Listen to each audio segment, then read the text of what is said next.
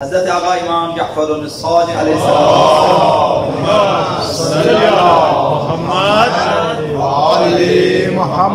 ان سے روایت ہے کہ انہوں نے فرمایا یسأل المیت فی قبرہ عن خمس، جب انسان اس دنیا سے مر جاتا ہے اور عالم برزخ میں داخل ہو جاتا ہے 5 چیزوں کے بارے میں اس سے پوچھا جائے گا.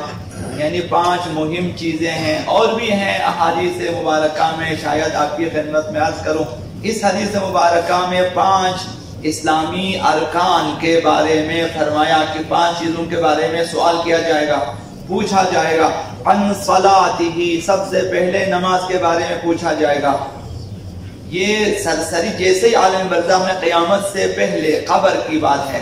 قبر یعنی برزخ، انسان کا جسم قبر میں ہے، انسان کی روح برزخ میں، اور عالم برزخ میں انسان سے سوال کیا جاتا ہے نماز کے بارے میں.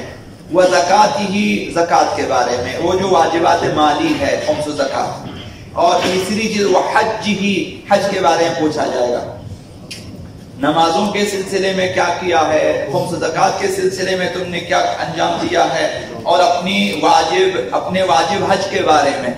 بہت مہم ہے، انشاءاللہ بعد میں آپ کی خدمت میں کس قدر حج کی اہمیت بیان کی گئی ہے واجب حج کے سلسلے میں، وہ بھی آپ کی خدمت میں عرض کر. تو سوال کیا جائے گا حج کے بارے میں. اور وعن صیامہ، اور روزوں کے بارے میں، ماہ مبارک رمضان کے واجب روزوں کے بارے میں پوچھا جائے گا کہ کہاں کہاں سستی کی، کہاں کہاں کوتاہی کی ہے. وَوِلَایَتِهِ إِيَّانَا أَهْلَ الْبَيْتِ، اور 5ویں چیز ولایت اہل بیت کے بارے، عقیدہ ولایت اہل بیت کے بارے میں سوال کیا جائے گا کہ تمہارا عقیدہ کیسا تھا اہل بیت اطہار کے بارے میں، ان کی امامت، ان کی ولایت کے بارے میں، ان کی ولایت تکوینی و تشریعی کے بارے میں، اور ان کی عصمت کے بارے میں مثلا سوال کیا جائے گا. فتقول الولایہ، وہاں پہ ان 5 چیزوں میں سے جو ولایت ہے، عقیدہ ولایت مجسم ہو جاتا ہے. ولایت کا عقیدہ مجسم ہو جاتا ہے، جسمدار ہو جاتا ہے، نمودار ہو جاتا ہے، عالم برزخ میں آ جاتا ہے. اور یہ جو نماز، زکوٰۃ، حج اور روزے سے ولایت کہتی ہے کہ اگر تمہارے بارے میں اس شخص نے کوتاہی کی ہے تو میں انہیں پورا کرنے والی.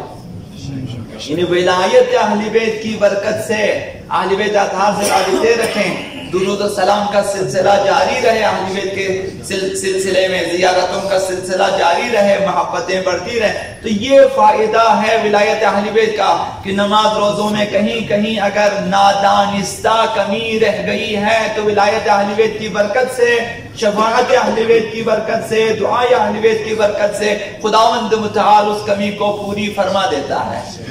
تو نماز کے بارے میں بھی سوال کیا جائے گا، اور ولایت کے بارے میں بھی. یہ 5 چیزیں جو کہ باقی احادیث میں بیان ہو چکی ہیں.